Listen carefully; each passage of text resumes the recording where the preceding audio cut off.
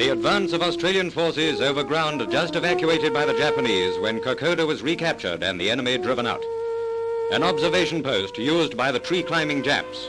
Artillery brought up an inch at a time by muscle power through the jungle ravine known as the Gap. These guns were flown by fortresses from Australia to Port Moresby, then in sections by smaller aircraft, and finally hauled into battle through country such as you see here. Jap wounded left to die by their comrades are brought in by Australians out on patrol. These are sidelights from the Owen Stanley mountain area. By driving the Japs out of the Gap, down to the plains and back to the sea at Buna, the immediate threat of a battle for Australia was averted. The success of this operation is as important a victory as any elsewhere in this war. Swamps, jungle fever, deadly insects and reptiles, tropical heat and meager rations. These are some of the hardships which have to be surmounted while fighting.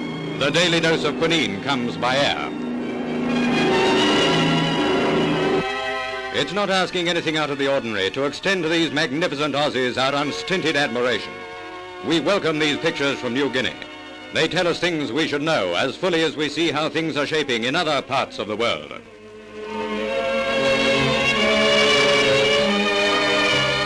Take a look at the map in the region of Milne Bay. Ships of all shapes and sizes squeezing alongside the docks, with supplies which have to be sent into the interior the hard way.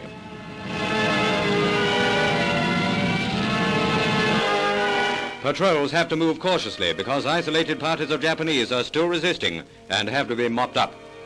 Some of the hardest fighting was experienced here. It was a well-organized attempt to take Port Moresby, 200 miles away. All the paraphernalia of a force designed for rapid penetration. The late owner of the bicycle is now with his ancestors. The bayonet is more or less orthodox, but the bulletproof vest is a Tokyo novelty. The steel lining seems to be more for bullet deflection than a direct hit from a .303. The respirator is just cheap and nasty.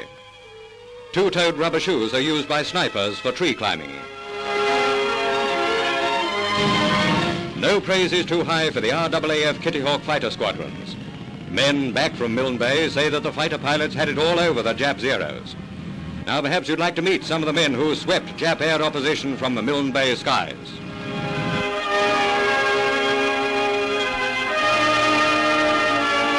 Jap invasion barges now stranded on the shore with holes punched by cannon shells showing in their sides.